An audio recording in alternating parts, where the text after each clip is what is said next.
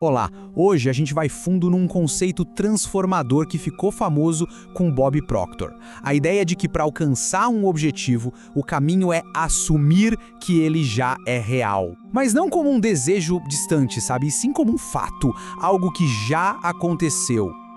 E olha, atenção aqui, isso é muito mais do que só pensamento positivo. É uma técnica, uma ferramenta mesmo, para reprogramar o nosso sistema de crenças. Aquilo que o Proctor chamava de paradigma. Pensa no paradigma como o nosso piloto automático mental. A grande sacada, a chave de tudo, está em cultivar o sentimento de que o desejo já é uma realidade. O nosso roteiro de hoje é bem direto. Primeiro, a gente vai definir essa ideia central. Depois, entender como ela realmente reprograma o comportamento, quais são os erros mais comuns que as pessoas cometem e, claro, vamos fechar com um método prático para aplicar isso ainda hoje. Beleza, então vamos mergulhar nisso. O que significa de verdade viver no estado final? E por que essa ideia é considerada tão eficaz? É aqui que o jogo vira.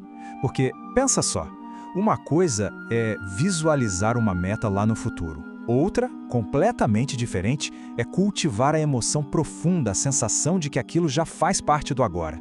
É esse sentimento, essa emoção que aperta o botão da reprogramação na nossa mente. Quando se sustenta esse estado interno com consistência, o nosso subconsciente vira um grande aliado.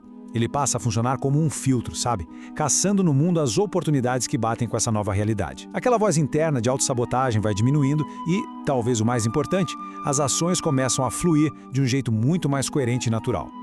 Essa é a pergunta de $1 milhão, né? Tá, mas isso não é meio místico?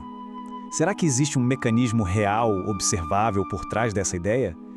E a resposta é sim, com certeza tem. Então, vamos dar uma olhada na sala de máquinas disso tudo. Essa técnica se baseia em princípios bem concretos da psicologia e da neurociência que fazem dela uma ferramenta super prática para a mudança. Sentir essa emoção do objetivo alcançado de novo é como um treino para o cérebro. Imagina uma trilha no meio do mato. Quanto mais se passa por ela, mais batida e fácil ela fica. É a mesma coisa com os nossos neurônios. De tanto ativar essa emoção, cria-se um caminho neural forte que transforma essa nova percepção em algo automático, quase um hábito. O efeito disso é fascinante. Sabe quando alguém decide comprar um carro vermelho e, de repente, parece que só tem carro vermelho na rua? Os carros sempre estiveram lá, mas o foco mudou. É exatamente o que acontece aqui. Ao manter o sentimento de sucesso, a atenção começa a filtrar o mundo buscando provas que confirmam isso. Oportunidades que antes eram invisíveis, de repente saltam aos olhos. E por último, a emoção. Pensa na emoção positiva como o combustível do foguete. Ela injeta uma dose enorme de motivação e energia. É o que alimenta a persistência para continuar agindo dia após dia na direção do resultado.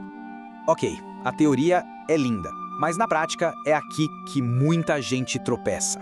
Vamos analisar agora as armadilhas mais comuns que impedem essa técnica de funcionar de verdade. O erro número 1, disparado, é ficar preso na fantasia passiva. Achar que é só ficar sentindo a coisa sem fazer nada no mundo real. Isso tem nome: auto-engano. A coerência entre o que se sente por dentro e o que se faz por fora não é negociável, é obrigatória. O outro ponto super crítico. Às vezes o estado final que a pessoa deseja não combina com quem ela é de verdade. Por exemplo, querer um cargo de alta liderança, mas no fundo, detestar gerenciar pessoas. A conta não fecha. O objetivo precisa estar alinhado com a identidade, com os micro-hábitos do dia a dia. E tudo isso nos leva finalmente ao plano prático. Um sistema para aplicar esse conceito do jeito certo, evitando esses erros que a gente acabou de ver. Esse é o método SIGIL. É um acrônimo bem esperto que conecta o mundo interno da emoção com o mundo externo da ação. Cada letra é um passo. S de state, ou estado, I de intention, ou intenção, G de gateway, a porta de entrada da ação, I de indicador, ou indicador, e L de loop, o ciclo de repetição e ajuste. O primeiro passo, o S de state, é o alicerce de tudo. Não adianta só pensar, quero ser bem-sucedido. É preciso definir isso com os 5 sentidos.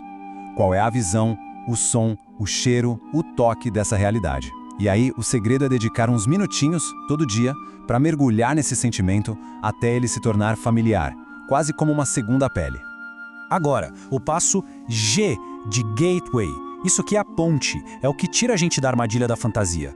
A pergunta é bem simples: qual é a menor ação possível que uma pessoa que já vive essa realidade faria hoje, agora? Depois de identificar, é ir lá e fazer, imediatamente. Isso cria um impulso, uma energia que é poderosíssima. Para a gente fechar, é muito importante colocar os pés no chão. Isso tudo é uma ferramenta absurdamente poderosa, sim, mas não é uma varinha de condão. A conclusão da fonte é perfeita. Viver no estado final não vai mudar as leis da física. O que essa técnica faz é funcionar como um catalisador. Ela acelera a mudança de comportamento, de foco e até das pessoas com quem a gente se conecta. E são essas mudanças, bem concretas, que produzem os resultados que a gente pode medir. Portanto, a fórmula de verdade é essa. O estado interno é o motor, mas ele precisa de combustível, que são as microações constantes. Precisa também de um mapa, que é o feedback do mundo real. E, claro, da coragem de ajustar a rota. É um ciclo dinâmico, não um passe de mágica. E a gente termina com uma provocação. Mais do que uma reflexão, um convite à ação. Pense em um objetivo importante.